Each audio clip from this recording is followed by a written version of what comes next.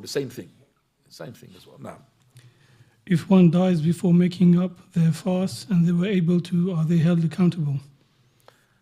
if a person had died Before making up their missed fasts? before they make it up, so they had some days in Ramadan because of a good reason, because they were travelers, they were ill, they were on their menses as women, and they had some days to make up, but they died. Is they sinned? No, nobody's going to be said in sin, but they will be sinned if they did not have the intention to make up for these days. 100% they will be sinned for that.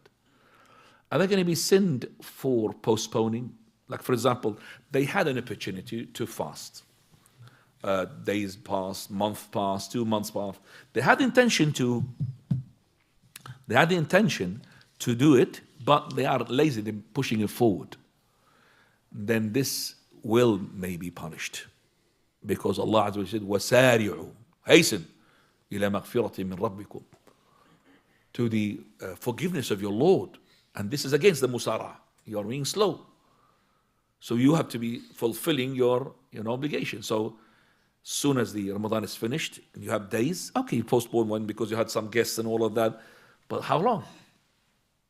And some people start with the voluntary before they start with the obligatory. Subhanallah.